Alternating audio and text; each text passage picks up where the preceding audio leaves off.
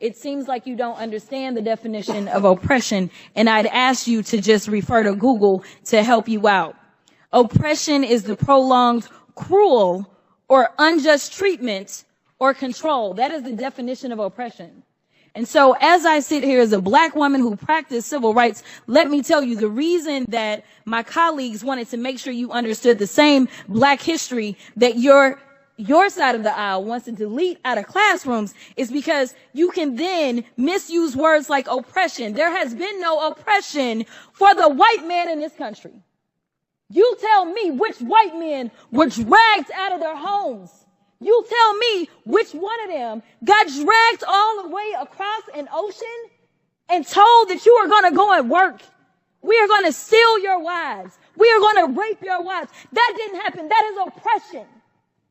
We didn't ask to be here. We're not the same migrants that y'all constantly come up against. We didn't run away from home. We were stolen. So yeah, we are going to sit here and be offended when you want to sit here and act like, and don't let it escape you that it is white men on this side of the aisle telling us, people of color on this side of the aisle, that y'all are the ones being oppressed, that y'all are the ones that are being harmed. That's not the definition of oppression.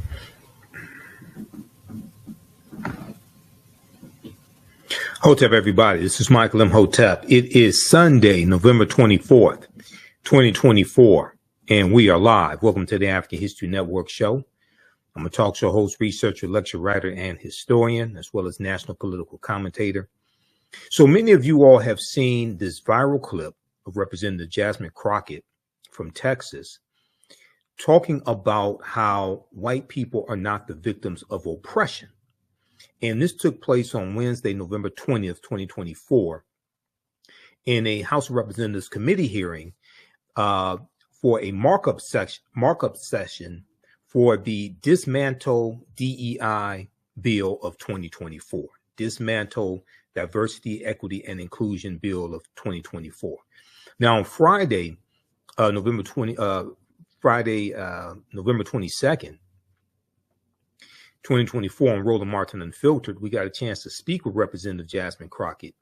And I asked her to explain to us exactly the ramifications if that bill becomes law. So first off, I'm going to play a clip of what she had to say in the committee hearing. Okay, let's go to this from her YouTube channel. And give us a thumbs up, give us a like, give us a heart on this broadcast. How's everybody doing today?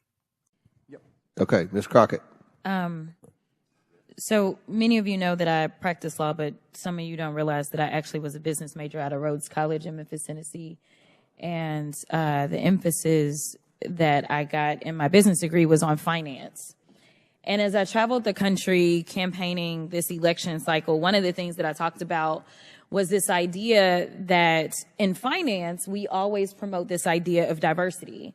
If you know anything about a portfolio, the one thing that you want to do is make sure that it's as diverse as possible, because at times certain stocks will perform better than others, and they will exemplify various strengths and weaknesses. And together, a diverse portfolio is usually what any good finance person would promote. They wouldn't promote that you solely invest in vanilla wafers, believing that that is going to be the strongest portfolio, but instead they may want to add some chocolate cake and some Twinkies into the mix to make sure that we have the best portfolio, because there will be different preferences by different people. And again, there will be different strengths. But as I sit here and I think about what we say and what I'm hearing as it relates to diversity when it comes to anything outside of making money. And to be clear, we are losing GDP every time we try to push back on this idea of diversity, because all of us bring something different to the table. But you consistently said over and over the word oppression, and every time that you said it, it was almost as if I was hearing nails on a chalkboard, because it seems like you don't understand the definition of oppression, and I'd ask you to just refer to Google to help you out. Oppression is the prolonged, cruel, or unjust treatment or control. That is the definition of oppression. And so as I sit here as a black woman who practiced civil rights, let me tell you the reason that my colleagues wanted to make sure you understood the same black history that your side of the aisle wants to delete out of classrooms is because you can then misuse words like oppression. There has been no oppression for the white man in this country. You tell me which white men were dragged out of their homes. You tell me which one of them got dragged all the way across an ocean and told that you are going to go and work. We are going to steal your wives. We are going to rape your wives. That didn't happen. That is oppression. We didn't ask to be here. We're not the same migrants that y'all constantly come up against. We didn't run away from home. We were stolen. So yeah, we are going to sit here and be offended when you want to sit here and act like, and don't let it escape you that it is white men on this side of the aisle telling us, people of color on this side of the aisle, that y'all are the ones being oppressed, that y'all are the ones that are being harmed. That's not the definition of oppression. You tell me the prolonged, cruel, or unjust treatment that you've had, and we can have a conversation. You could start with Exodus. The final thing that I will say on this particular issue, two things. There is an article from The Guardian, and it is a little old. It's from 2021, so I apologize. But it said that back then, just 3 years ago, white men represent 30% of the population, but 62% of office holders. These are the issues that we are constantly looking at and recognizing and trying to say, is this just? I can't even tell you how many white men have served in this chamber, but I can tell you that I am only the 55th black woman to be elected to Congress. And so when you want to talk about history and pretend as if it was so long ago, it wasn't. Because again, I am just number 55. Finally, when we start to talk about what do these numbers do as we're trying to say that diversity, equity, and inclusion is the problem, the reality is that when it comes to financial performance, companies with more diverse workforces are more likely to outperform their competitors. Companies in the top quartile for racial diversity are 35% more likely to outperform their peers on profitability. Companies with diverse executive teams are 25% more likely to generate greater profits. Diverse companies earn 2.5 times higher cash flow per employee. Diversity works.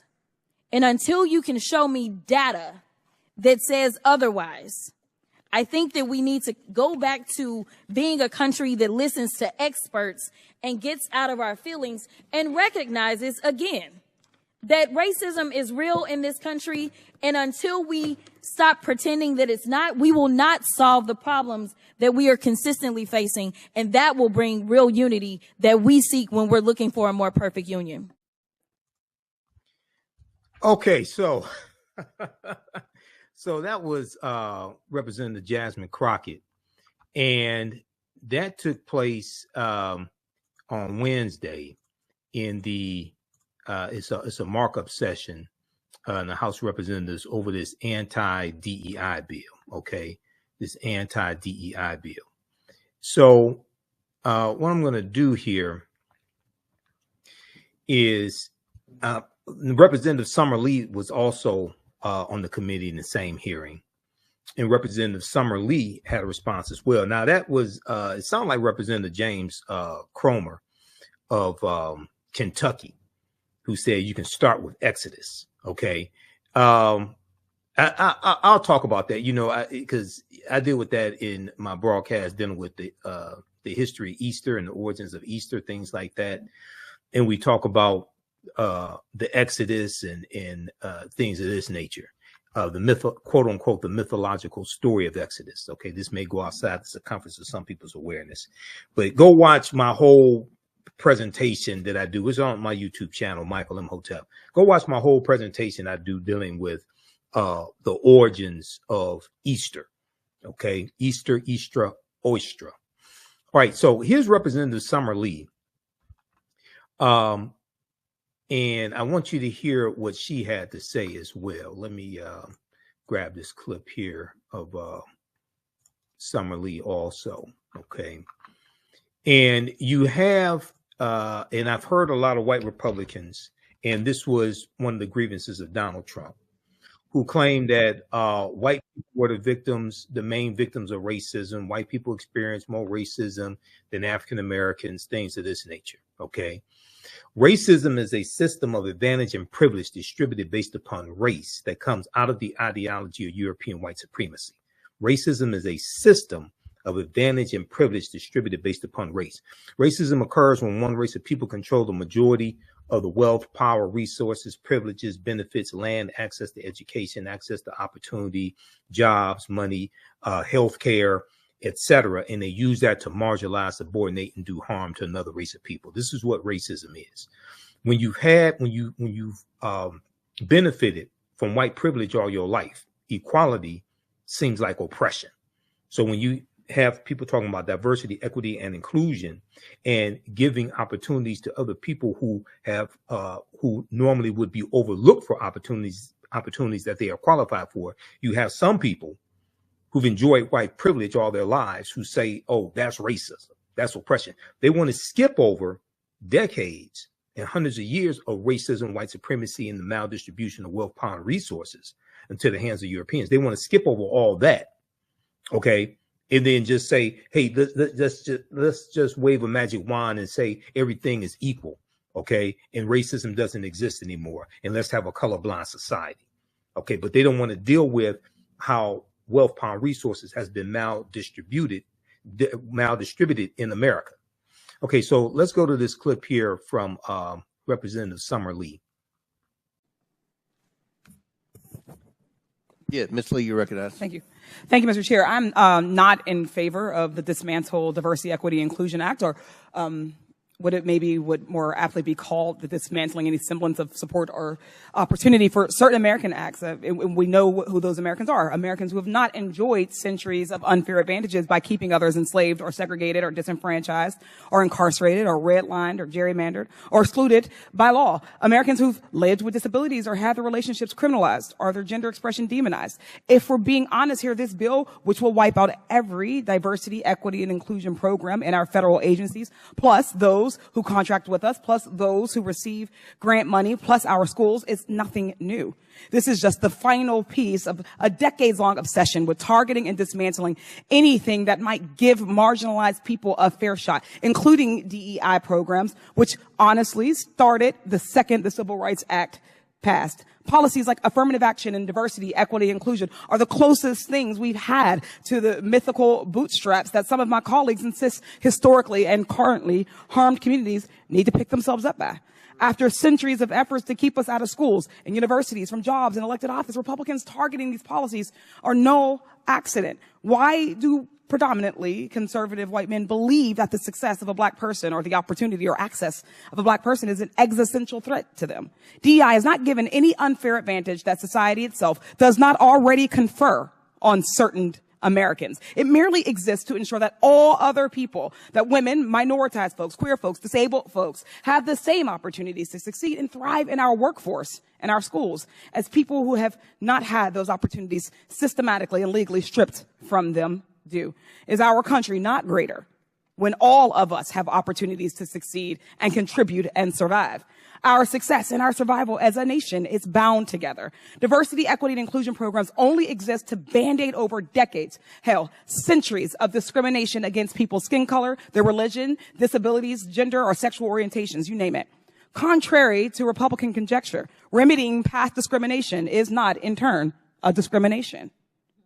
And we're not going to sit here and pretend racism is over just because one black person on the Supreme Court agreed that it should be. What DEI does not do is give some kind of magical pass to better jobs, like some of our colleagues are implying. That middle word, equity, does not mean more than or better than. It means treating people fairly and impartially. It means working to fix generational and systemic discrimination to the betterment of all of us in all of our institutions. But instead, Republicans are trying to bastardize the term DEI to be a slur. When Justice Ketanji Brown Jackson was up for confirmation and when Vice President Harris was added to the ticket, they called them DEI hires. They want you to believe that a Harvard graduate with over 20 years of experience, who happens to be a black woman, is not qualified, but a Fox News personality is qualified to run the Department of Defense, and the WWE executive is qualified to run the Department of Education. Let's be real. There is an attempt to create a direct correlation between our race, being a black person, and our qualifications. So much as to say that there is no way to be a black woman. There is no resume that a black person could have that would qualify them unless that black person is a Republican. And there is a quota there. And while all of this has happened at the top level of our government, I can promise you these same things are happening on every single level of government and private sector. But those people don't have a national platform to speak out against discriminatory treatment. Where is a federal worker supposed to turn when another coworker says a racist comment to them in the break room? Where is the same-sex couple who is denied housing supposed to, because of their relationship, supposed to turn? Where is a pregnant woman who was fired for being pregnant supposed to go? Often the only place that they have to give them recourse are the diversity, equity, and inclusion programs. These folks just want to do their jobs, serving the American people in an environment that feels safe and supports them. Making work a better, safer environment for some does not mean it automatically is worse for others. And those complaining about DEI training are probably the ones who need it the most. My Republican colleagues have got to stop punching down on already marginalized communities and face their own fears of a level playing field privately. It's shameful. I yield back. Okay. So that was Representative Summer Lee as well, dropping some knowledge, bringing the facts. And I want to go to, I want to pick up on something that she just said. And she talked about Trump's nomination for the Department of Defense. And I'm going to go to, in just a minute here, I'm going to go to our interview with Representative Jasmine Crockett Friday on Roland Martin Unfiltered, Friday, November 22nd, Roland Martin Unfiltered, because I got a chance to ask her about this dismantle DEI bill and the ramifications of it. But let's look at this quickly here. So I posted this on my Facebook page, Michael Imhotep, IMHOTEP, and my fan page, the African History Network. And this is about Pete Hegseth, the Fox News host. And yes, he served in the military as well, but he's totally unqualified to run the Department of Defense, which is has a budget of about $900 billion a year. He's never ran any large organizations. So if we look at this here, and I posted this back on November 14th. So the current Secretary of Defense is Lloyd Austin, okay? And Lloyd Austin is a 4-star general, all right? It says here, this comes from thegrio.com, Trump's replacement for 4-star General Lloyd Austin, 44-year-old anti-woke veteran and former Fox host Pete Hegseth. And he's a weekend host on Fox News at that. And I said here, here's another example of how this election was about a lot more than just fighting inflation. Also, Trump's nominations are going to his policies are going to increase inflation, his tariffs, and will probably cause a recession. Thegrio.com said America's next Secretary of Defense could be starkly different from what the country has ever seen before. On Tuesday, just a day after Veterans Day, President-elect Donald Trump selected Pete Hegseth, 44 years old, a former Fox News commentator and former Army National Guardsman. Okay, he's in the National Guard, to lead one of the world's most powerful militaries. Hegseth will succeed Secretary General Lloyd Austin III, the nation's first Black Secretary of Defense, a historic choice made by President Joe Biden in 2021. Now, Lloyd Austin is 71 years old. He's a 4-star general with 41 years of service in the Army. He earned a Silver Star for his leadership in the Iraq War and later oversaw all combat operations in Iraq as commanding general of the United States forces, as well as military operations in Afghanistan in the 2010s. Pete Hegseth, a Trump loyalist who previously influenced the former president to pardon a group of military members accused of war crimes, has been outspoken against women serving in combat and is critical of what he calls a quote unquote woke military. He said any general, any admiral, whatever, with a connection to DEI, diversity, equity, and inclusion, or woke stuff, woke sugar honey iced tea, has to go. He said, he was quoted saying on a recent podcast. This is the stark difference between nominations coming from a Joe Biden, who nominates qualified people and who nominated a lot of qualified African Americans for various positions, and Donald Trump, who is nominating a lot of people who are accused of sexual assault or somehow involved in sexual assault. And many of them are totally unqualified for these positions that he's nominating them for. And some people are referring to this as affirmative action for white people. Affirmative action for white people, but affirmative action, a totally different type of affirmative action where you have unqualified people being nominated for positions. Okay, so let's go to, we talked about this here on Roland Martin Unfiltered on Friday with Representative Jasmine Crockett. I want to go to that clip because I asked her about this, and I'm going to let you hear a little bit of the conversation here that she had with Roland Martin. Let's go to this. We got to get past this ad here.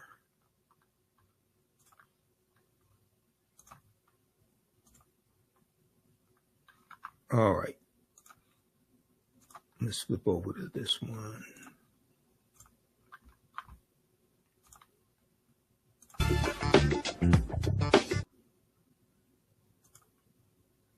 hell, it was the 134.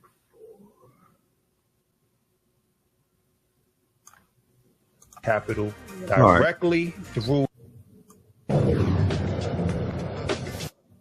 For Dr.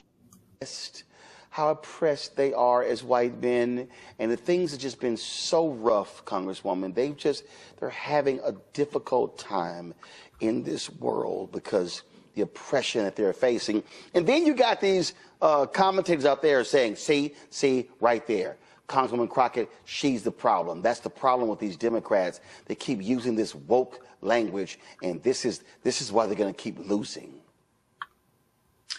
Yeah, so interestingly enough, I was watching commentary from the New Zealand Parliament, and there was a line that really caught me as they're having kind of this struggle as it relates to Indigenous people. And the line was, when you are accustomed to privilege, to then have to deal with equality makes you feel as if you are oppressed. And that line hit me so deep because that's exactly what it is. These are people that have enjoyed privilege their entire lives, whether they want to recognize it or not. And for literally everyone, because I kept saying, where's Byron? Where is Byron? Is Byron about to jump in this? Because I want to see what Byron has to say, because Byron served on the committee as well. But for some reason, Byron wasn't around to debate this particular bill being marked up. And the author of it, Representative Cloud out of Texas, was complaining that right now they are being oppressed. And then there was an issue with Higgins out of Louisiana, where he was arguing that he had been oppressed because Ayanna Pressley asked him to stop misusing the legacy of Martin Luther King and basically honor the wishes of Martin Luther King's family. And he said, see, y'all are trying to oppress me. You're trying to take away my First Amendment right. And it was just frustrating because they consistently use this language and they really don't understand what oppression is, or they want to pretend like they don't understand. And that's why I needed to make sure I reminded them of what Google has defined oppression as. And I'm sure any other reasonable dictionary defines oppression in a similar way. And they are not being oppressed. They are whining little men. You mentioned New Zealand, and of course, Parliament was temporarily shut down. This is what after Maori lawmakers performed a haka, a traditional dance demonstrating the community's anger over you talking about the treatment of indigenous people in that particular bill. Pull the audio up, y'all, real quick. Come on.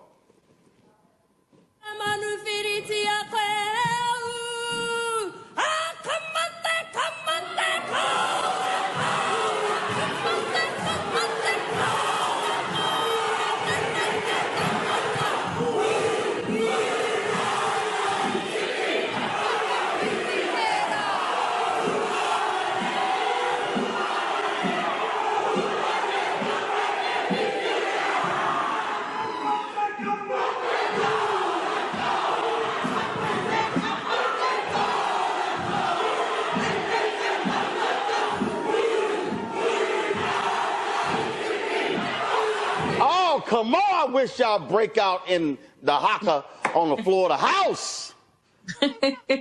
I don't necessarily see that happening, but there is this movement of the far right that we're experiencing right now where it's all about whitewashing. It's all about deleting. In fact, again, in that same scenario in New Zealand, they talked about the colonization.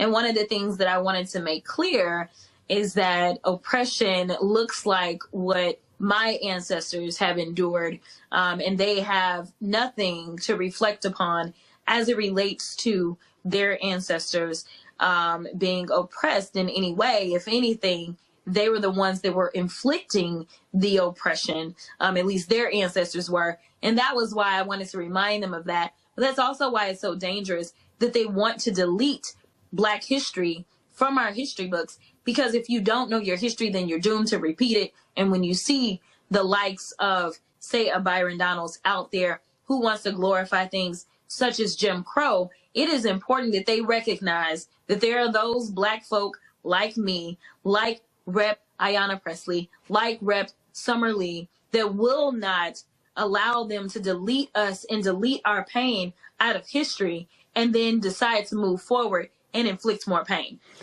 This was a study done from researchers at Tufts University School of Arts and Sciences and Harvard Business School, where we're at a point now where whites believe that they are the victims of racism more often than Blacks. I talked about this in my book, White Fear, how the browning of America is making white folks lose their minds. I said in this book that we are living, I've been giving these speeches since 2009. And I was saying then, so the last 15 years I've been saying, we are living in this age of white minority resistance.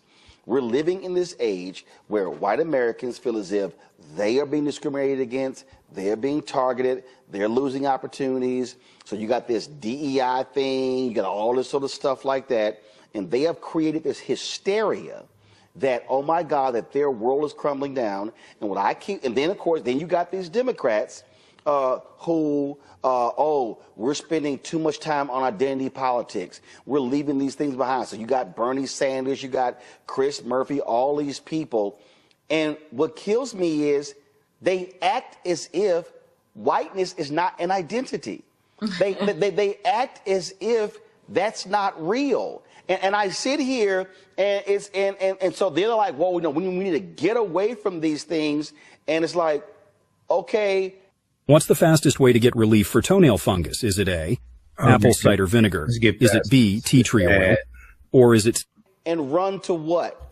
Because the reality is Donald Trump absolutely pressed the buttons of white identity. You look at the targeting of white men and males. Maleness is identity politics.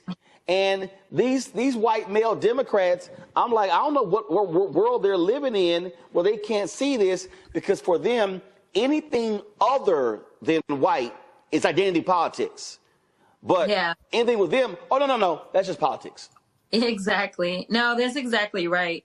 And it is important that we continue to make the record clear on who it is that's bringing this up.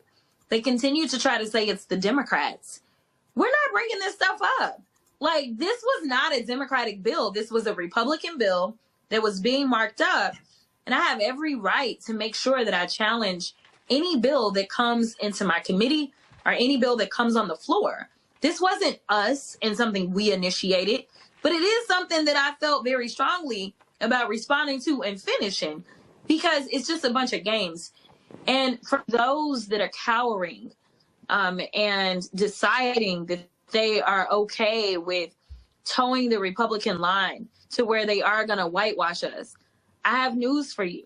If you are a Democrat, it has been people of color that have held you down in your seat. That is for sure.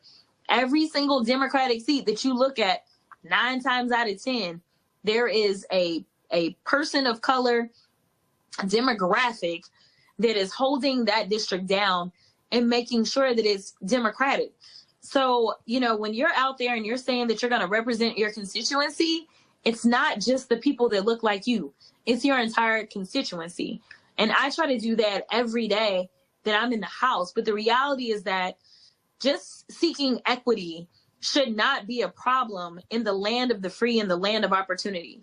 Acknowledging that there were wrongs that were done to people like me, to the extent that, yes, I am sitting in Congress. And so, yes, I have made it further than I could say the average Black woman, specifically when it comes to politics, knowing that I'm only the 55th Black woman to ever swear into Congress.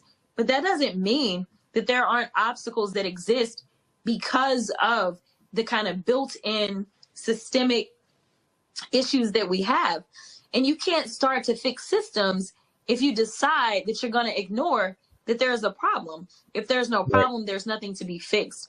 So the fact that they are trying to roll back the hands of time, and they said that this was all because they wanted to make sure that the most qualified people are working in our federal government, and I applaud my coworkers, especially Melanie Stansbury, who made a very good point of pointing out that Donald Trump is definitely not concerned about qualifications when we look at the people that are being put into position. And I even made the point yesterday, and I said, I can't say that I agree with Senator Scott on anything. I can't say that I agree with Byron Donalds on anything, but I can tell you this. Those 2 Black men are more qualified to serve in some capacity in the Trump administration than the random people that Trump has decided to empower. But one thing is different about them, and is that they're Black. And that is what diversity, equity, and inclusion seeks to get rid of, is this idea that if it's white, then it's always right. But to absolutely say, we will at least give a look to somebody who is different. And what they failed to really talk about in that hearing is that diversity is defined the way in that particular bill in such a way that veterans are diverse, in such a way that it's including your sexual orientation, it's including your sex, it's including all these things. But it's not just race. It goes down to your religious background. It's talking about diversity as a whole.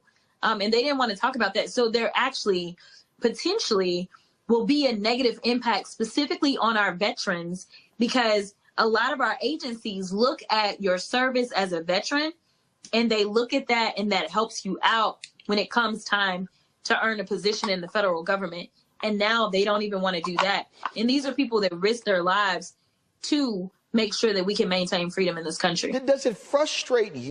All right. So look, I'm gonna pause it right there. You can watch the full interview at Roland Martin's YouTube channel, and that's from November 22nd, 2024.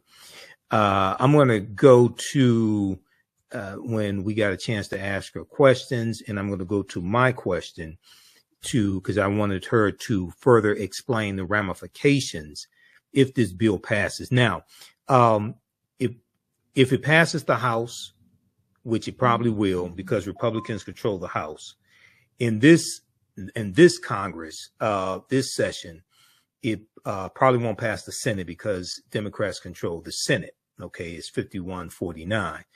But it could come up in the next It can come up. It can come up in the 119th Congress. Okay, and it will. I think it probably needs 60 votes to pass. Hopefully, it doesn't need 51 because Republicans will have 53 or 54 seats in the Senate. So, because if it passes the House and passes the Senate, Donald Trump is signing it into law. If somehow it passed now, the House and the Senate, Joe Biden would veto that bill. This is once again an example of how elections have consequences. And go watch the November 6th broadcast I did the morning after the election, because I was in Washington, D.C. When I actually did that broadcast, and we dealt with what happened, what went wrong, etc. All right, so I want to go back to that clip in here. I got a chance to ask Representative Jasmine Crockett a question. Of others, we know the numbers. We worked with the Sentencing Commission to get the numbers. We know how many are, know how many people would actually come home. So we are about to push it out, and we hope to get the support of the president. I did have an opportunity to sit down with the Attorney General sometime before the election to talk about this being something that I really wanted to push for in the lame duck.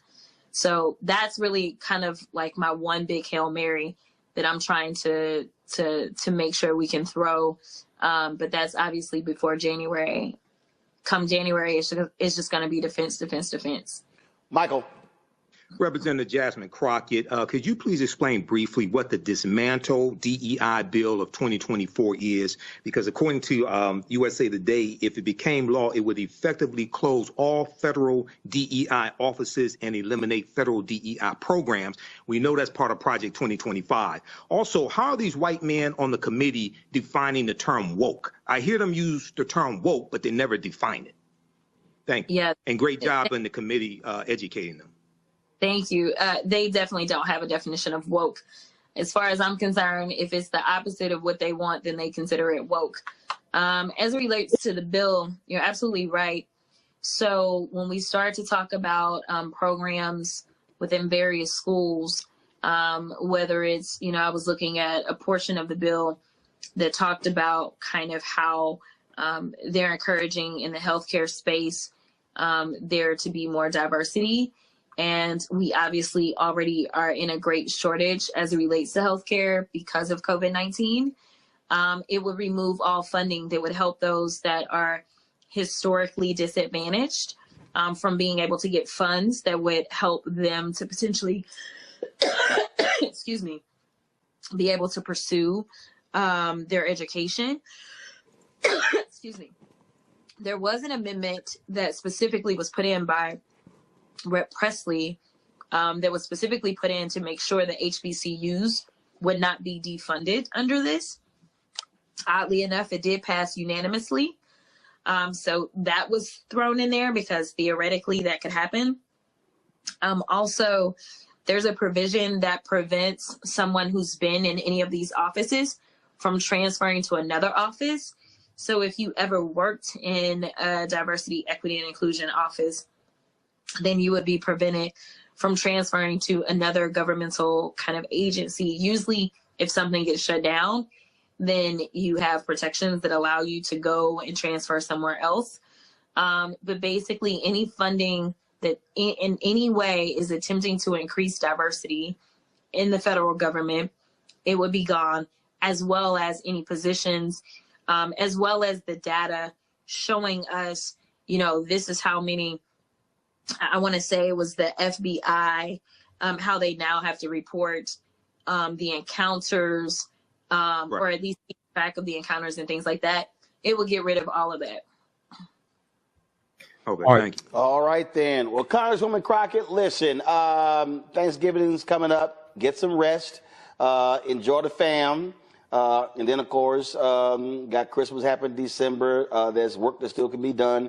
And you're right, come January 20th, we are going to be in a state of war, battling folks who want to dismantle everything. And what I keep telling people, look, focus on that, build locally, and then also focus on 2026, because you can stop that nonsense in 2026 by voting the right way. So get rest, but also we got to stay focused and get to work. Okay, so watch the rest of that interview. All right, now let's go to this here. The article that I mentioned is from the USA Today, and it is about the hearing that took place in Representative Jasmine Crockett's comments during the hearing. It's called Rep. Crockett Goes Viral Over Criticism of Dismantle DEI Bill, Republicans' Use of Oppression. Republicans' use of oppression. U.S. Representative Jasmine Crockett went viral on Wednesday, and that was Wednesday, November 20th, 2024, after she criticized the Dismantle DEI Act proposed by Representative Michael Cloud, Republican of Texas. So this article was updated.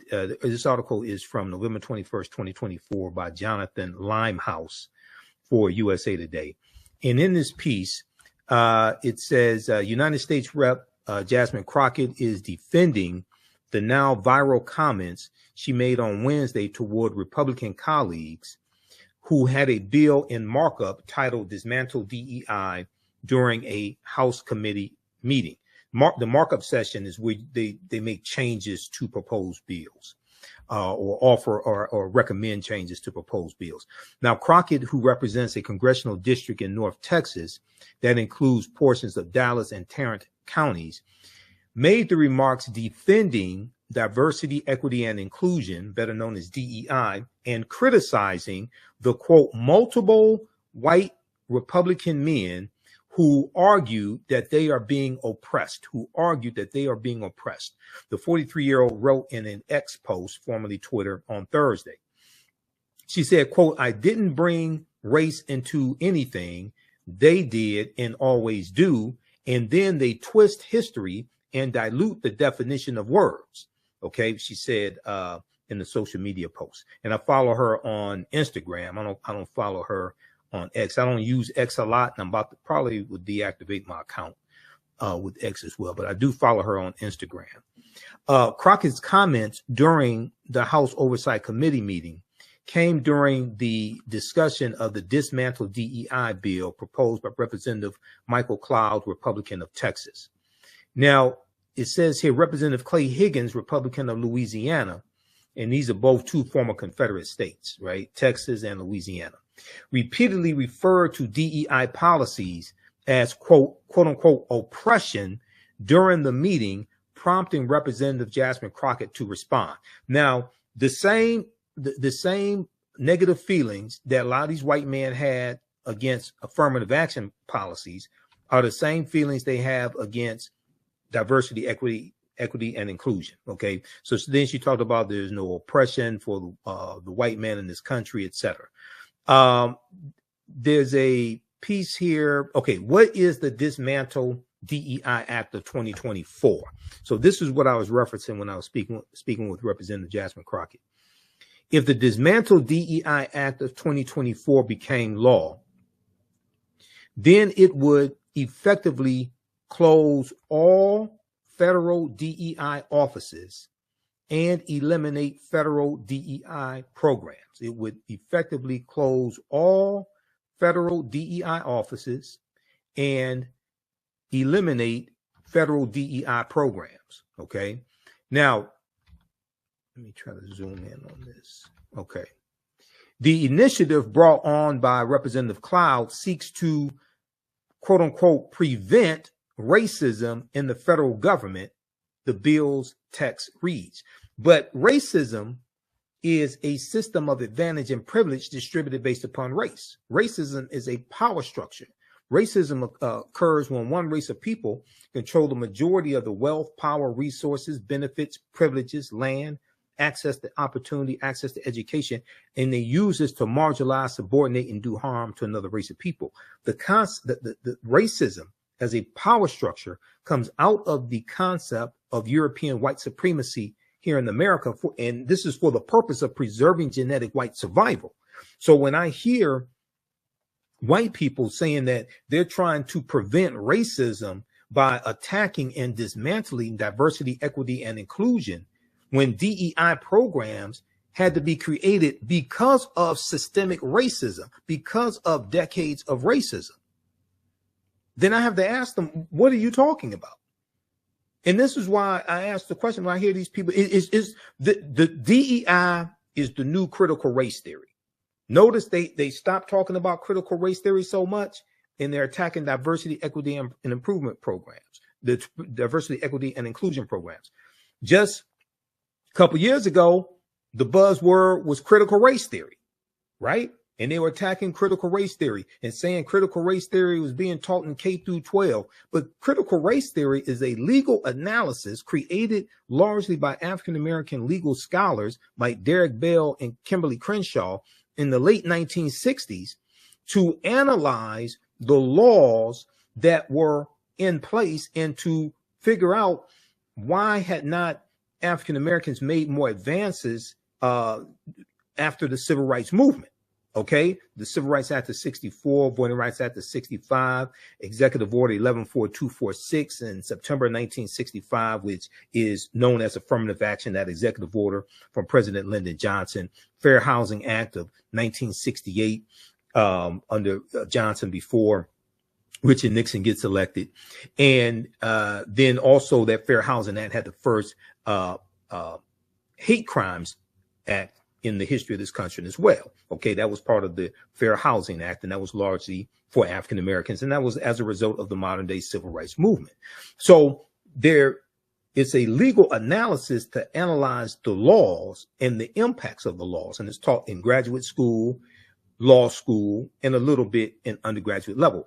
Critical race theory is not taught in K through 12, but Fox News and the right wing and Republicans and people like Christopher Rufo and things like this made critical race theory the boogeyman for white Republicans, white conservatives to attack. Well, they're doing the same thing with diversity, equity, and inclusion programs. They're making it the boogeyman. They don't want to deal with the maldistribution of wealth, power, and resources. They don't want to deal with a history of racism in this country. And then when you start talking about that history, they say, stop dealing with the past. Okay. And what's interesting is that they want to suppress the teaching of a lot of this history in schools, history of slavery, civil rights movement, etc. Okay. But they want to go back to the same periods of time that they're trying to suppress the teaching of the history of and use laws from that same period of time to attack people in the present. So the Comstock Act of 1873, named after Anthony Comstock, that would bring about the nationwide ban on abortion, but also a ban on contraceptives, the Comstock Act. That's talked about in Project 2025, but in Project 2025, they refer to it by its U.S. criminal code as opposed to its actual name. I think it's USC 1462 or 1461. That's how it's referred to in Project 2025. They wanted, Donald Trump is talking about using the Aliens and Sedition Act of 1798. Okay, that's 5 years before the Louisiana Purchase of 1803. The Aliens and Sedition Act of 1798 is the law that was used in 1942 to round up the Japanese and put them in internment camps. It went through variations over the decades, but that's the law that was used to put the Japanese in internment camps. He wants to use that to round up 11 million or 12 million or 15 million or whatever number he wants to put on the number of undocumented immigrants in this country and deport them. Okay. Well, that's going to cause the economy to collapse. Okay. And you don't have enough law enforcement agents to even help with that. And you're going to run into real problems if you try to use the military to do that also. You have the Insurrection Act of 1807. Okay.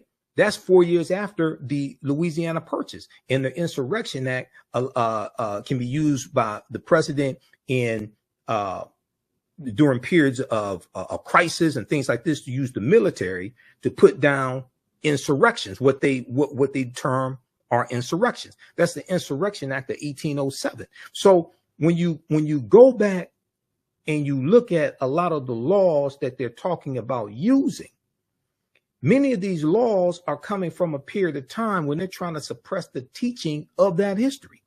If you look at in Georgia, when you had his name just escaped my mind. Hold on.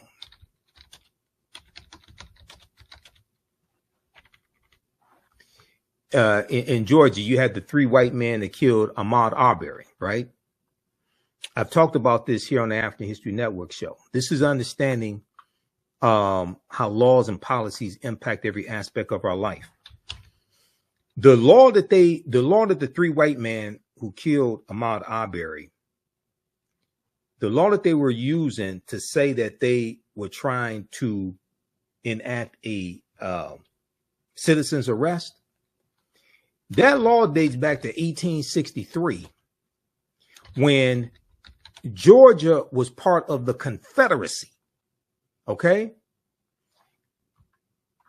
That dates back to 1863, when Georgia was part of the Confederacy, and it was specifically designed to target fugitive runaway slaves who were running away from plantations in Georgia and running behind enemy lines. Okay? Now that law went through changes over the years, but it was still in effect when Ahmaud Arbery was killed. All right, and I want to find this piece here.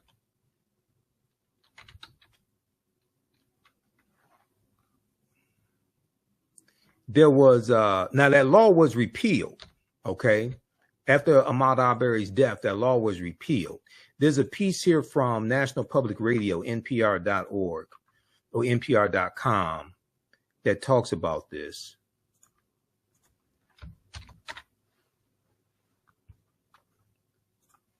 And I'll go back to the piece from USA Today. But this is an example of how elections have consequences.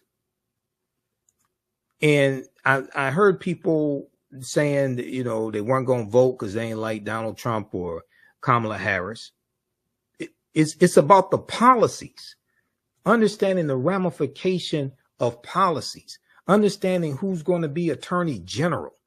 Okay. Luckily, Matt Gaetz dropped out. Matt Gaetz would have been a disaster as attorney general. First of all, he wasn't even qualified to be attorney general. It's not even clear if he's ever practiced law. He does have a law degree. It's not clear he's ever practiced law. He definitely was never a prosecutor. Okay. And he definitely has never managed any type of large organizations. Pam Bondi, even though I don't like her as attorney general, she's more qualified to be attorney general. She's a former attorney general of the state of Florida. And she's been a prosecutor. She's actually practiced law. Okay. I think she's still a bad choice, but she would be better than Matt Gaetz. Okay. So if we look at this piece here from NPR.org, in Ahmaud Arbery's name, Georgia repeals citizens arrest law. This is from May 11th, 2021. Okay. And here's Ahmaud Arbery's mother and sister. It talks, I want to see, because I had some articles where it actually talked about the law. But it says here, today we are replacing a Civil War era law, right for abuse, with language that balances the sacred right to self-defense of a person and a property with our shared responsibility to root out injustice and set our state on a path forward, on a better path forward. Okay. The law which allowed any citizen to arrest another if a crime was committed within his immediate knowledge has been replaced with the specific language to provide the citizen detainment in specific circumstances, including shopkeepers who witness shoplifters and restaurant owners and employees who witness dine and dash customers. Okay. Let's see here. Okay. This one, I don't think this has the information that I wanted in it. I had some other articles on that topic. Let me try to find something here.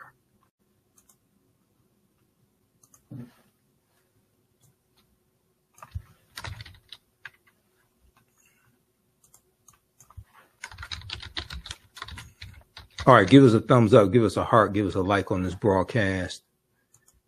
Okay, yeah, this is one from Reuters.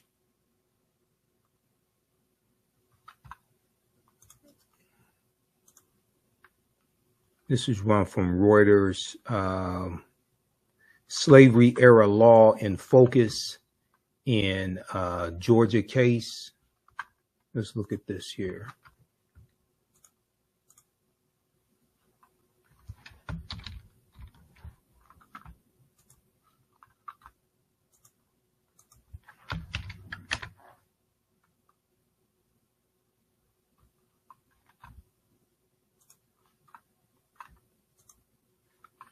All right, so this is a piece from Reuters.com that came out October 27, 2021. Slavery era Georgia law in focus in trial over Ahmaud Arbery's killing. So they're constantly trying to suppress the teaching of the history, but they're constantly using laws from the same period of time where they're trying to suppress the teaching of.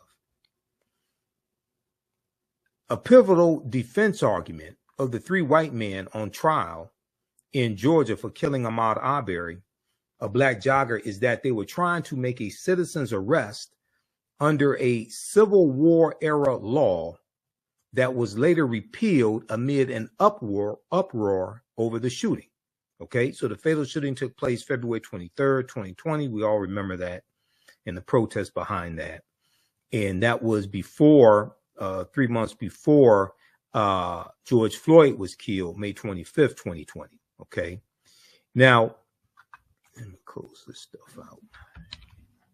Okay. Before Arbery's killing, the law had been largely unchanged since it was codified in 1863 when Georgia was part of the slave-holding Southern Confederacy during the U.S. Civil War. Okay, most of the U.S. states have codified some form of law allowing citizens arrest. The American Civil Liberties Union and others that successfully sought to repeal the law said the state's statute was originally passed to enable the capture of escaped slaves. Chris Slobogan, a law professor at Tennessee's Vanderbilt University, said citizens arrest laws put dangerous powers in untrained hands. Okay, so read the rest of this here. All right, but this law was designed to target runaway slaves, and it was still on the books in 2020.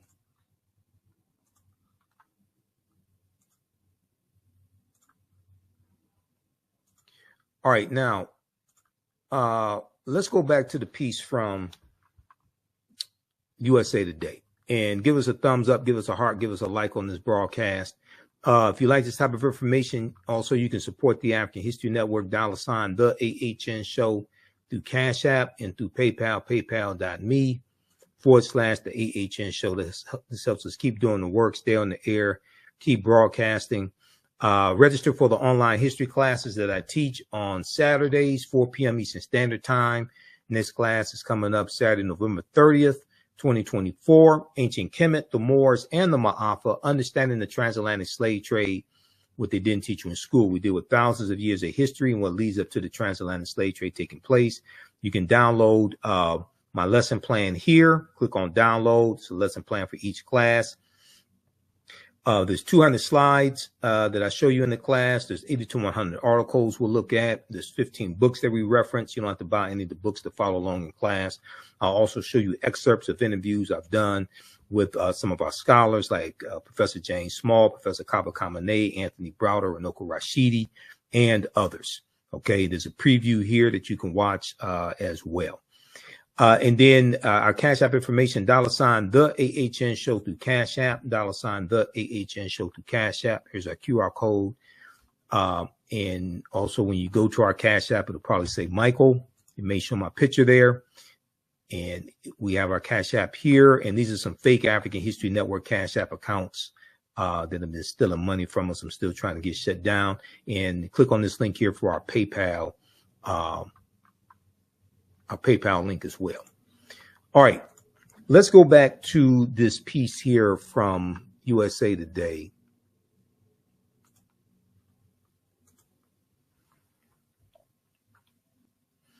And it's talking about Representative Jasmine Crockett's comments at this Dismantle DEI Act hearing. But it says if the Dismantle DEI Act of 2024 became law, then it would effectively close all federal DEI offices and eliminate federal DEI programs. Vice President-elect J.D. Vance previously sponsored an identical bill, but his and Representative Cloud's have only been introduced and have not made it past the House or the Senate. The bill cleared its first hurdle on Thursday when it passed the House Oversight Committee in a vote that fell on party lines 23-17, because with Republicans controlling the House of Representatives, they control all the committees as well. So they have more people on the committees, so they can just push through these bills that they want. That was Thursday, November 21st. This is why another example of how elections have consequences. DEI programs masquerade as fairness while instead fostering division, inefficiency, and discrimination in our institutions, Representative Cloud said in a statement released Thursday. They waste taxpayer dollars and undermine the merit-based principles that have made America strong. The Dismantle DEI Act takes aim at this harmful ideology and will root out of our government, ensuring our institutions focus on the mission of serving the American people efficiently and effectively. It didn't talk about fighting racism. Didn't talk about fighting white supremacy.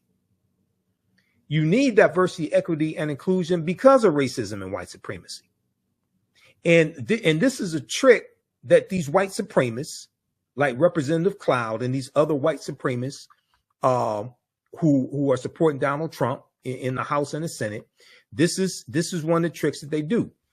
They want to attack the remedy, but they don't want to talk about why the remedy is needed. They want to attack diversity, equity, and inclusion, but they don't want to deal with a history of racism and discrimination in this country, which is why you need diversity, equity, and inclusion. If we look here, back in 2020, this study came out from Citigroup Bank. And I hit these people with facts and evidence, okay? This deals with how the U.S. economy has lost $16 trillion over a 20-year period of time. So I'm going to show you a few examples of this evidence that I'm talking about, okay? So just bear with me here. How's everybody doing?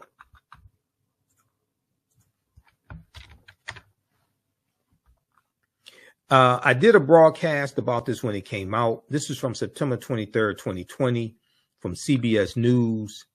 Racism. Hold on, let me close out this video. Racism cost the U.S. $16 trillion Citigroup fines. Now, this was a study done by Citigroup Bank.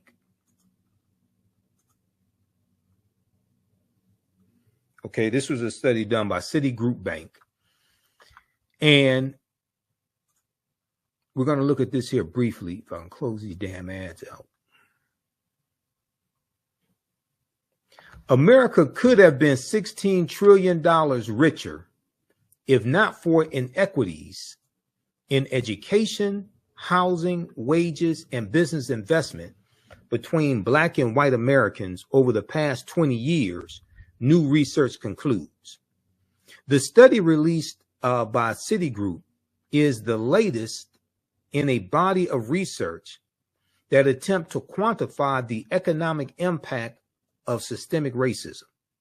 Citigroup arrived at a $16 trillion figure after estimating that Black workers have lost $113 billion in potential wages over the past 2 decades because they could not get a college degree. The housing market lost $218 billion in sales because African-American applicants could not get home loans.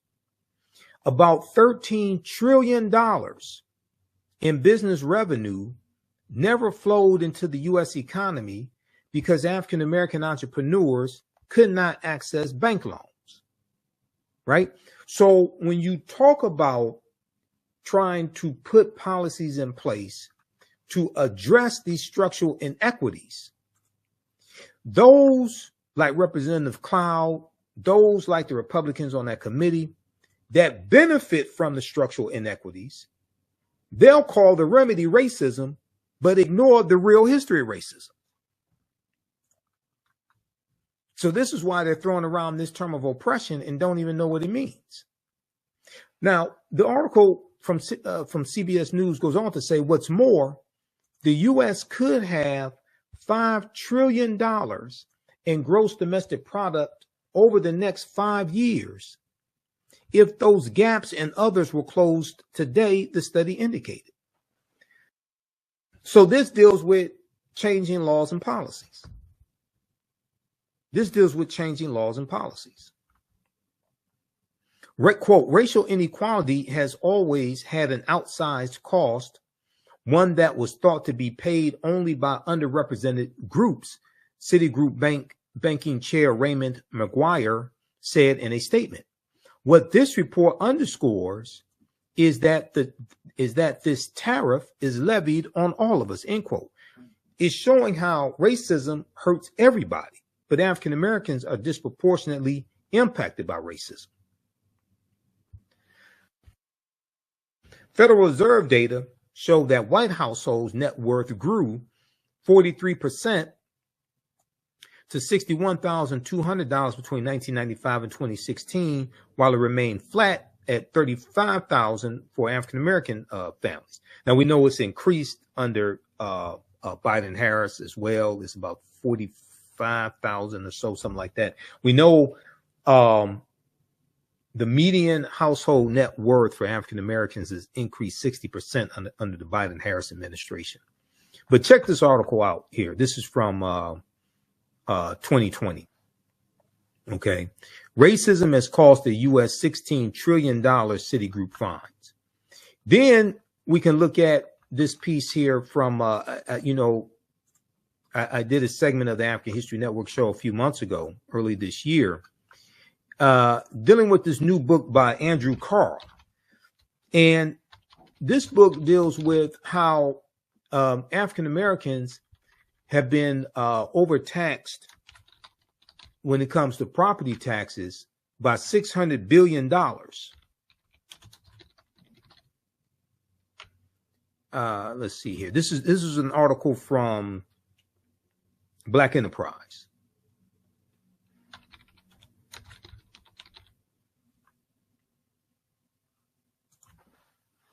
Let's look at this one here briefly.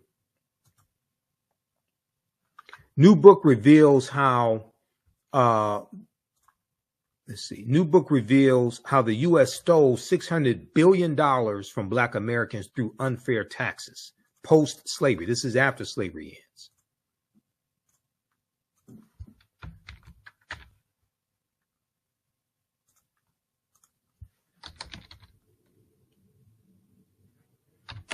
And I was going to this article also about Scott Turner, this piece from CNN.com about Scott Turner, because he was named to HUD, Secretary of HUD by Donald Trump, African-American, former NFL player. He did work in HUD under Dr.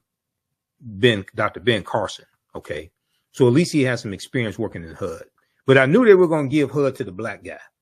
I knew they were going to give HUD to the black guy. Check out this article here from CNN.com. Trump names former NFL player Scott Turner as his pick for Secretary of HUD, as HUD Secretary. This is from November 22nd, 2024. And he was executive director of the White House Opportunity and Revitalization Council under Trump's first term.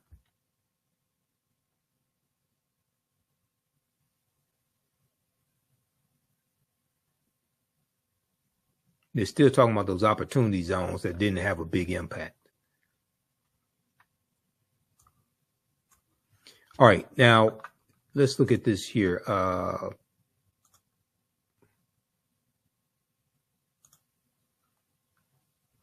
wanted this one from blackamericaweb.com. I mean, not Black Enterprise.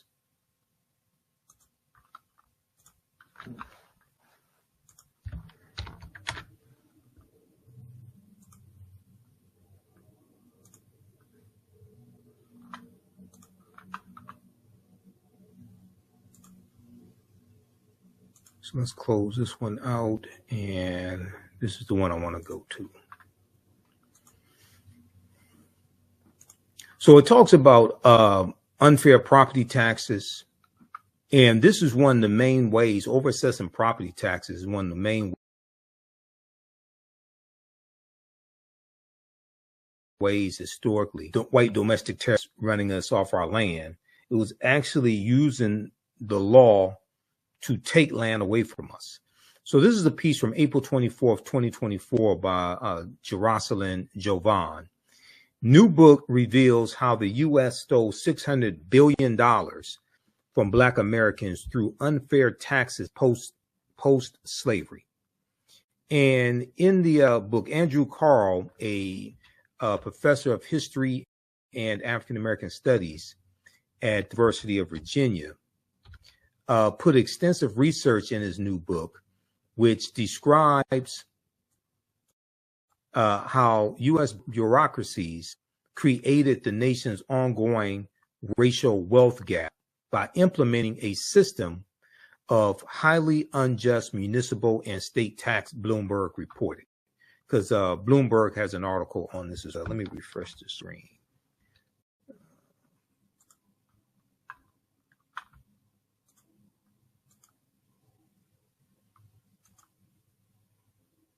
Okay, hold on. This is freezing up on me.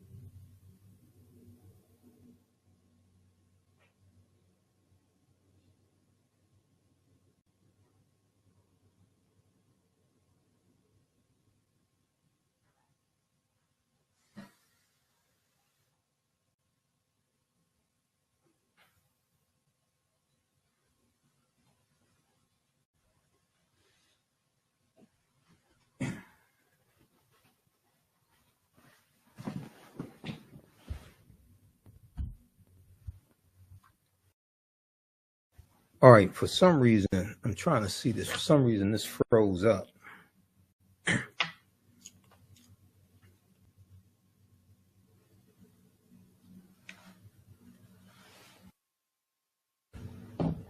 Testing, 1, 2, 3. Testing. Testing 1, 2, 3.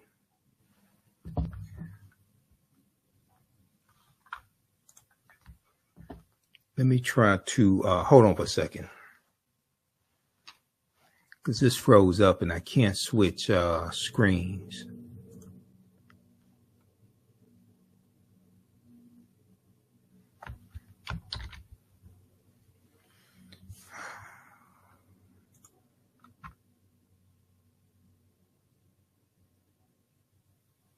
It's Google Chrome just on me. So give me a minute while I have to refresh all this, and then we should be able to continue.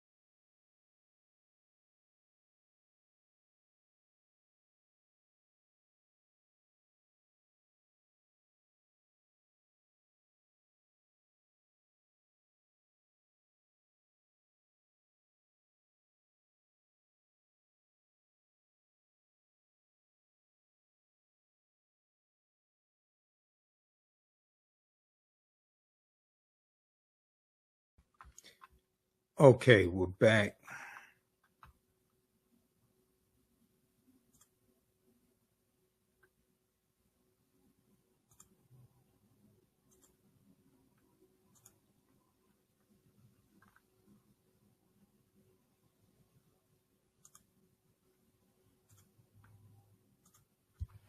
All right, we're back. So we should be streaming. You should be able to hear me.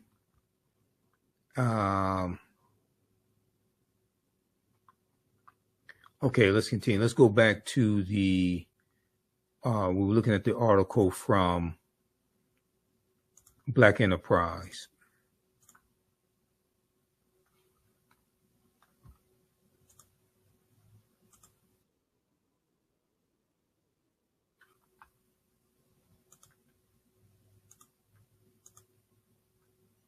Okay, let me bring this back up. All right, so we're back. You should be able to hear me okay, hopefully.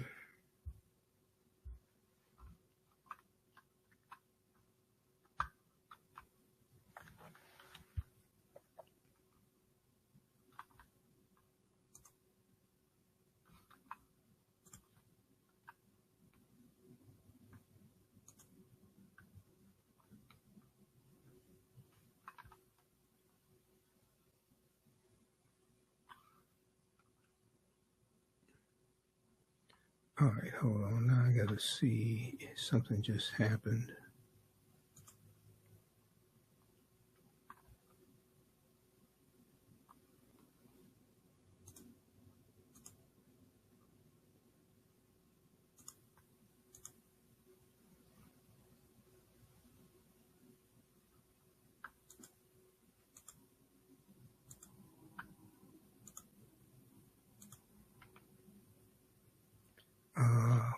Hold on, I'm trying to find my other controls.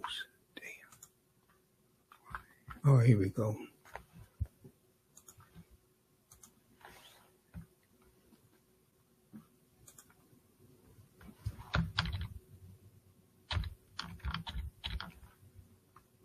Okay, so this article here from Black Enterprise, this deals with the book by Andrew Carl. New book reveals how the U.S. stole $600 billion from Black Americans through unfair taxes post-slavery.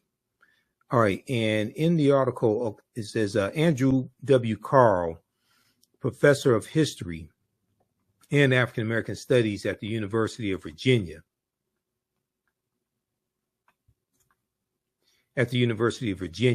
Put extensive research in his new book, which describes how U.S. bureaucracies created the nation's ongoing racial wealth gap. How U.S.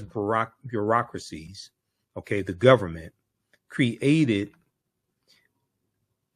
the nation's ongoing wealth gap by implementing a system of highly unjust municipal and state taxes, Bloomberg reported. Okay, Bloomberg News. The black tax, 150 years of theft, exploitation, and dispossession in America, shares statistics, studies, and tales of black Americans being cheated out of land ownership and pushed into poverty by racist laws and practices dating back to the Jim Crow era, okay, and pushed into poverty by racist laws and practices dating back to the Jim Crow era. Andrew Carl said, this history sheds new light on the forces generating economic inequality in America and the racial character of those inequalities,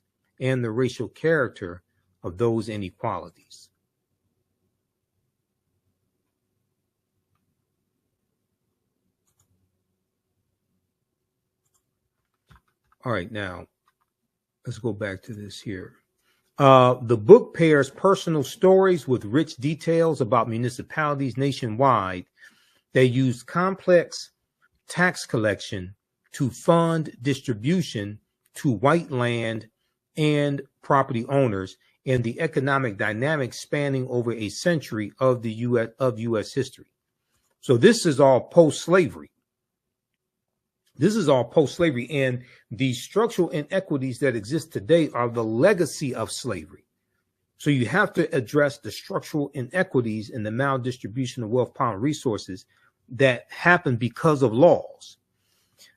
Starting in the late 19th and early 20th centuries, unfair tactics were used to doubly disadvantage black landowners by artificially inflating property value estimates for tax collection. Doubly disadvantaged black landowners by artificially inflating property value estimates for tax collection, overcharging them for their land and exploiting their inability to pay as a means to seize their properties. So I want to go to this example. They give a few examples here in the article. I want to go to this example here. This is about a man named Hillary Thomas Sr. In 1920, Hillary Thomas Sr. lost 24 acres of land in a tax sale. 24 acres of land in a tax sale, quote unquote, under dubious circumstances after the great-great-grandfather of George Floyd failed to pay $18.83 in taxes, losing the land forced the Stewart family into poverty. So Hillary Thomas Stewart Sr.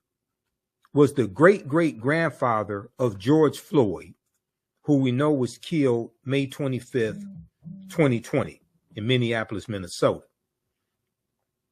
Because Hillary Thomas Stewart Sr.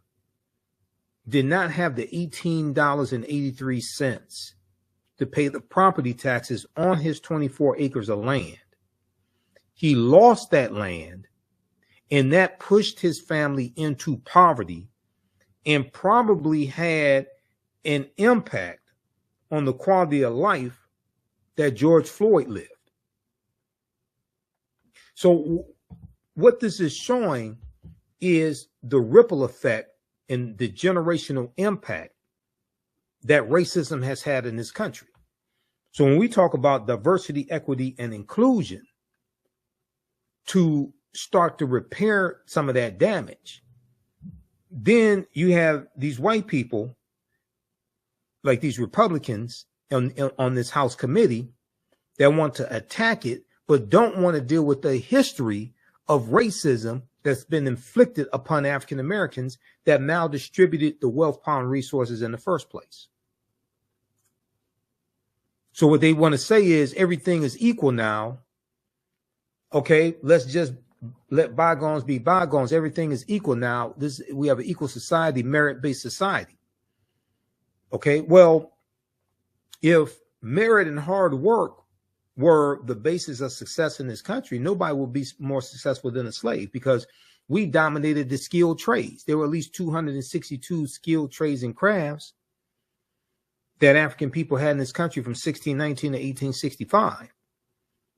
And it was African slave labor that largely built this country. Yes, you had immigrants that contributed to it, but the majority of that is going to be African slave labor prior to 1865. When looking at the 11 million acres of land taken from African Americans, it equates to $326 billion in today's dollars. Not to forget the millions in taxes that African Americans have overpaid for a century. From 1870 to 1920, African Americans were overtaxed by more than $27.5 billion, I should say. From 1870 to 2020, hold on, what is this? African Americans were overtaxed by more than $27.5 billion in 2023 dollars. Yeah, it's 275. That's what I thought. It's okay. You removed the line. Yeah, that's what I thought. $275 billion, overtaxed by more than $275 billion in 2023 dollars. Okay, so read the rest of this piece here. This is from blackamericaweb.com. I mean, blackenterprise.com. I read Black America Web also. Blackenterprise.com. New book reveals how the U.S. stole $600 billion from Black Americans through unfair taxes post-slavery.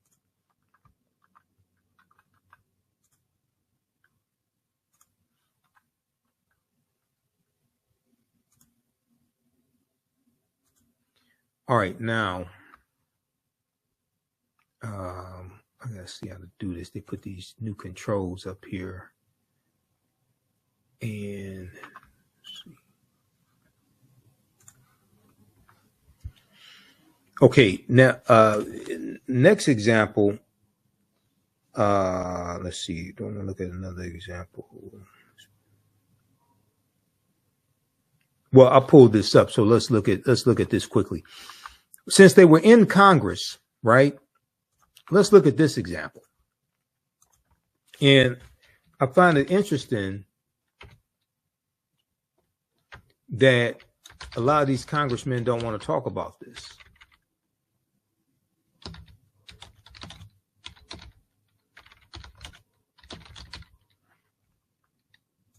So there was a study that came out recently that dealt with at least 1,800 congressmen throughout history actually owned slaves. And this is analysis by the Washington Post. And this is why a lot of these people don't want the history to be taught. See, they have no problem talking about the 4th of July. And they'll have their celebrations on the 4th of July, things like this. And they have no problem with white history being taught. Okay, but when you start talking about information like this, that becomes very dangerous. Because now you're getting into the real history of this country. You're dealing with how laws and policies were put in place to actually oppress people, oppress African Americans. And then that causes an oppressed people to realize, wait a second, we need to fight for scarce wealth, power, and resources. We have to also not just gain economic power, but political power and more seats in political office to put laws in place that are more beneficial to us. And laws that are beneficial to African Americans are beneficial to America in general. So this is from the Washington Post. More than 1,800 congressmen once enslaved Black people. This is who they were and how they shaped the nation. The Washington Post has compiled the first database of slaveholding members of Congress by examining thousands of pages of census records and historical documents. And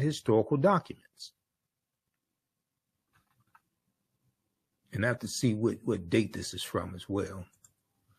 And I have a subscription. I still have my subscription to the Washington Post. I'm logged in right now. That's why it says the AHN show. I'm logged into my account. I pay them each month. Pay the New York Times. I'm trying to figure out why I'm paying the New York Times $25 a month though. I gotta get a lower rate from the New York Times. I pay National Geographic $25 a month. There's a number of different media sources, digital newspapers, things like this that I pay each month to be able to get this type of information. For the first 7 decades of its existence, Congress returned again and again to one acrimonious topic, slavery. Many of the lawmakers arguing in Washington were participants in the brutal institution at home. Here's what they looked like on March 7th, 1850, as Senator Daniel Webster delivered a famous speech about slavery. More than 40 of the 106 congressmen listening owned human beings. More than 40 of the 106 congressmen listening owned human beings. Those slaveholders included Jefferson Davis, okay, and Jefferson Davis is going to become the president of the Confederacy, that traitor, Jefferson Davis, Andrew Johnson, and Sam Houston, okay? We know Houston, Texas is named after Sam Houston. Again, you had Sam Houston in the Battle of the Alamo, and Texas won its independence from Mexico in 1836. Now, 1850, that's going to be the year that you have what's known as the Compromise of 1850. And the Compromise of 1850 organizes the land that the U.S. gets from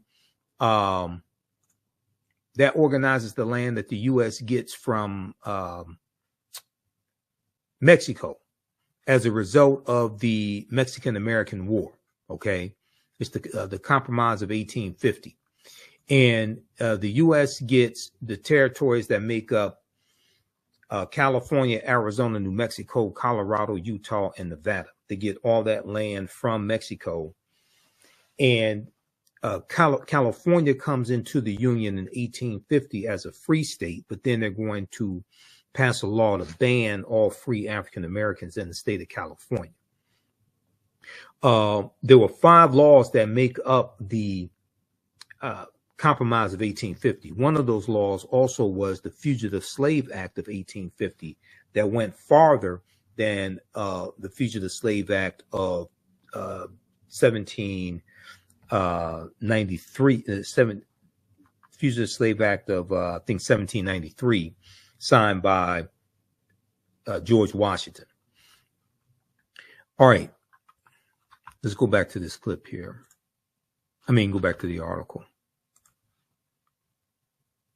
So this piece is from January 10th, 2022. And it talks about how from the founding of the United States until long after the U.S. Civil War, hundreds of the elected leaders writing the nation's laws were current or former slave owners. More than 1,800 people served in the U.S. Congress in the 18th and 19th and even 20th centuries, owned human beings at some point in their lives, according to a Washington Post investigation of census records and other historical records. Some were owners of enormous plantations, like Senator Edward Lloyd V of Maryland, who enslaved 468 people in 1832 on the same estate where abolitionist Frederick Douglass was enslaved as a child.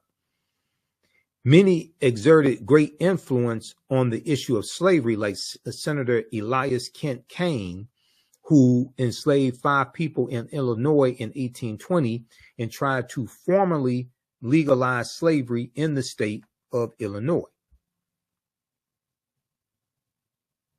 As northern states outlawed slavery, the proportion of congressmen who were slave owners declined. But some congressmen in New England continued to enslave people until at least 1820, and some representatives of New York, New Jersey, Pennsylvania, and other states continued to enslave people for at least a decade longer.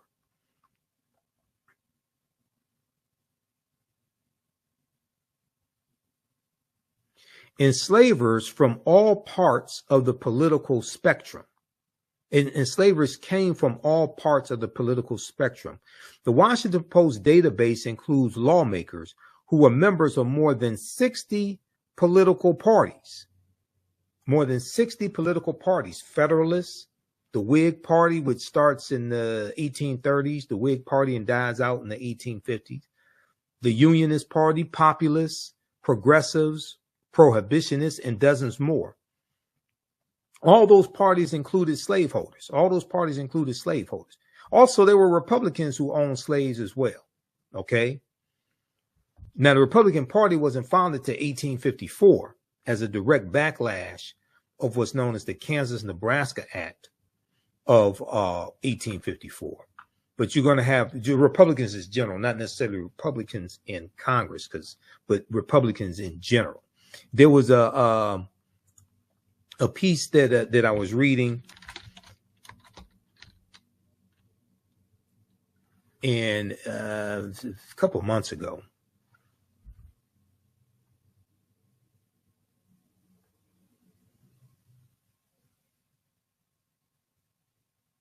And let me see, which one was that? You got one from CNN. Yes, Republicans. Let me see. Hold on. No, not that one. That's not the one I want.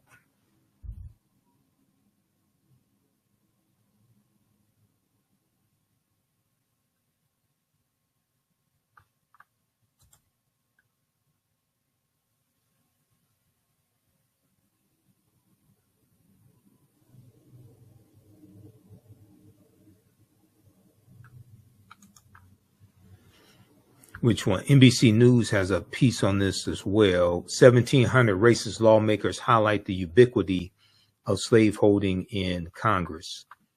Let me see something here.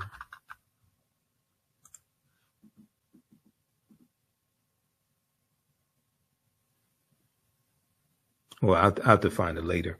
One example, it talks about the Missouri Compromise of 1820. Now, the Missouri, I teach about this in the second online history class that I teach, Black resistance movements from 1492 to 1968. The Missouri Compromise came about as a law to organize the land that the U.S. got from the Louisiana Purchase of 1803. So the U.S. gets territory from France, 828,000 square miles of land, and the U.S. is going to carve out about 15 states from that land that they get from France in the Louisiana Purchase. They get all this land for about $15 million, right?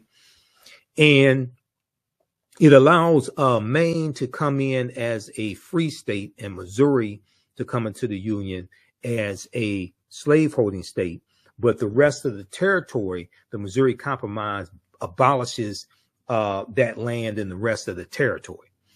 When Congress voted on the 1820 Missouri Compromise, which prohibited the expansion of slavery in the northern half of the country, the House and Senate contained a nearly equal number of slaveholders and non-slaveholding states because they try to keep a balance between slaveholding states and non-slaveholding states. Almost twice as many slaveholders, or 44%, voted against the agreement, the Missouri Compromise, compared with 25% of non-slaveholders. The law was crafted by a slaveholder, Henry Clay, who is so renowned as one of America's greatest statesmen that 16 counties around the country are named for him. There's a picture of that's John McLean, Ohio congressman and later Supreme Court justice. He dissented in the notorious 1857 Dred Scott decision. So the Missouri Compromise becomes part of the ruling in the Dred Scott decision, because the U.S. Supreme Court ruled that part of Dred Scott's part of his argument was that because he was taken into the Wisconsin territory, that he was free. Okay.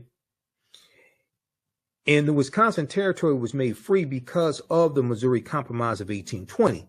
But the U.S. Supreme Court ruled that the Missouri Compromise was unconstitutional because it deprived slaveholders of their right to due process, okay, of their Fourth Amendment right to due process.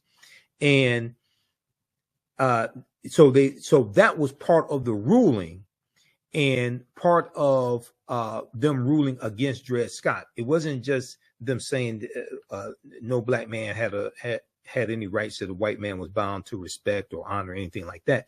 No, it was because they ruled that the Missouri Compromise was unconstitutional. Okay.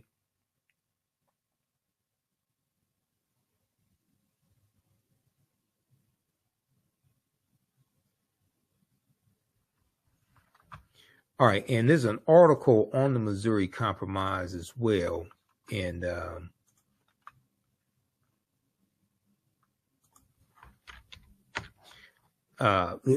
an article from history.com, okay, and that was a violation of the Fifth Amendment. It was dealing with due process. It was saying it was robbing them of their due process when it came to because you're stripping them of their ability to own slaves. So this is the argument that the U.S. Supreme Court was making.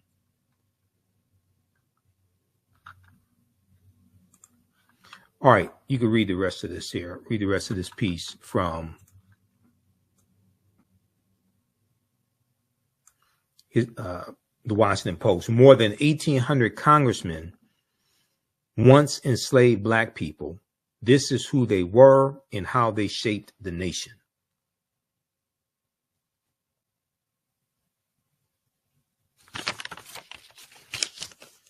Okay.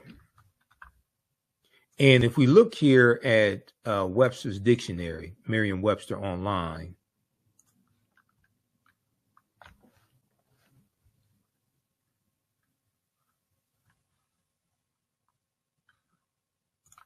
we look at the definition of oppression.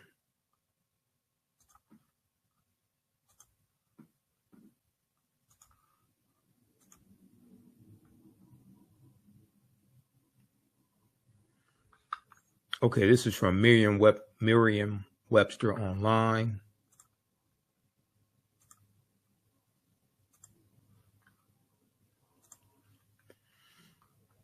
Oppression.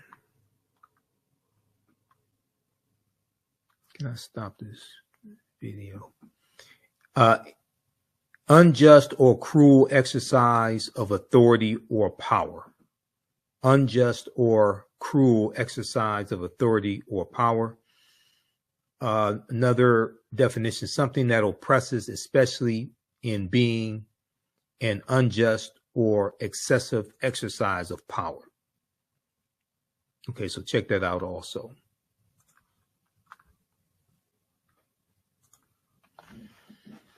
All right, so look, hopefully you learned a lot today. This was that was excellent what Representative Jasmine Crockett as well as Representative Summer Lee did in that hearing. These are the types of bills that Republicans are putting forth. These are and even if you look at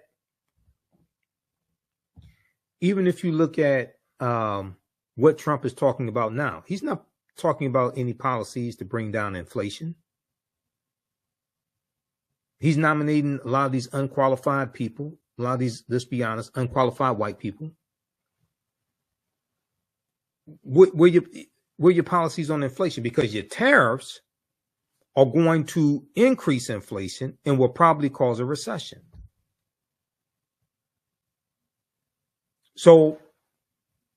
people, I'm going to do a separate broadcast dealing with these people who he's nominating, like Russell Vought, who's the architect of Project 2025. After Donald Trump said he had nothing to do with Project 2025, then he goes and nominates people who helped write it. And you nominate Russell Vought, who worked in the Office of Management and Budget under the Trump administration, the first Trump administration. But this guy is the architect of Project 2025. And Donald Trump is, and NBC News has an article on this, he is tapping into people who wrote Project 2025 to staff his cabinet.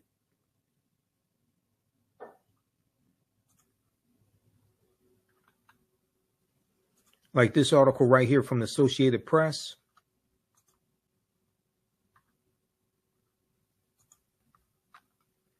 This one right here.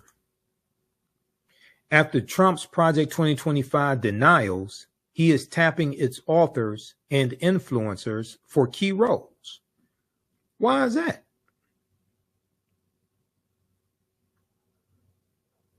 As a former and potentially future president, Donald Trump hailed what would become Project 2025 as a roadmap for, quote, exactly what our movement will do, end quote, with another crack at the White House. As the blueprint for a hard right turn in America became a liability in 2020, in the 2024 campaign, Trump pulled an about face.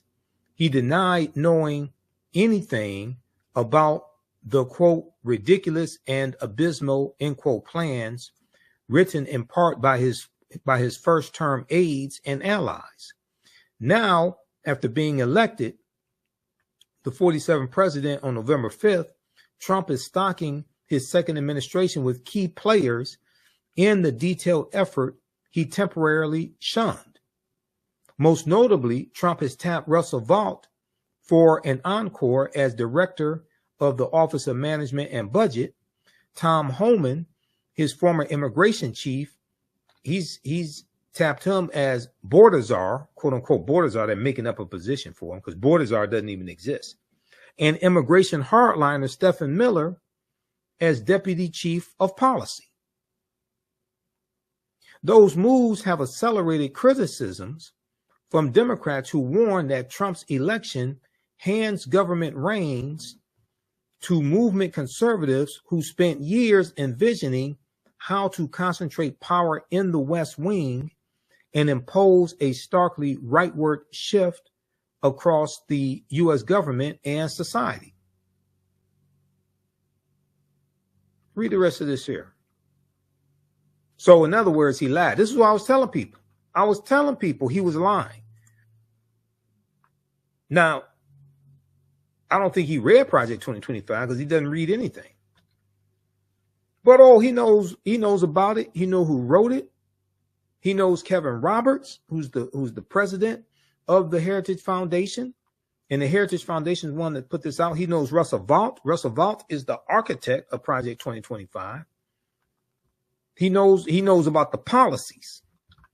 And Project 2025 mirrors Agenda 47, which were Donald Trump's policies at his campaign website. Project 2025 actually shows how to implement Agenda 47. So all you dumbasses who sat up there repeating this nonsense for Donald Trump, he didn't know anything about Project 2025 and didn't know who wrote it, anything like that. You are the biggest loser. Okay, you've been had, you've been took, led astray, run amok, bamboozled. And I laid out the evidence. I told you about this before the election. All right, visit our website, AfricanHistoryNetwork.com, AfricanHistoryNetwork.com. You can support the African History Network. $, the AHN show through Cash App and through PayPal as well, paypal.me/the AHN show. So we have our Cash App link here right on the homepage of our website, as well as PayPal. So that helps us keep doing the research, stay on the air. keep broadcasting, etc. Pay some of the bills. Register for the fantastic online history course I teach on Saturdays, 4 p.m. Eastern Standard Time. Now, we do the sessions live. All the sessions are archived and recorded. You can go back and watch this anytime. And even after the course is over with, you'll still have access to watch the class. Ancient Kemet, one of the original names for Egypt, the Moors, and the Ma'afa, understanding the transatlantic slave trade, what they didn't teach you in school. It's a 12-week online history course. It just started up. Click right here to register. And you can do debit card or credit card or pay through PayPal. We have our class lesson plan right here as well. There are over 200 slides that we look at in the class, 80 to 100 articles, 15 books that we reference. You don't have to buy any of the books. I'll show you excerpts of the book right on the screen. The video clips that we look at, etc. Interviews I've done with many of our scholars like Professor James Small, Professor Kaba Kamene, Anthony Browder, Runoko Rashidi, and more. Click right here to download the lesson plan, and you can we have a overview of the class right here as well. All right, look, we have to get out of here. Remember, at the African History Network, let's see here. So hopefully you all learned a lot today. Give us a thumbs up, give us a heart, give us a like on this broadcast. Remember, at the African History Network, we focus on educating, empowering, and inspiring people of African descent throughout the diaspora and around the world, because right now it's corrects wrong behavior. What you do for yourself, what you do to yourself, and what you allow other people to do to you and get away with is based upon what you think about yourself. It's not over till we win Wakanda forever, and we'll talk to you next.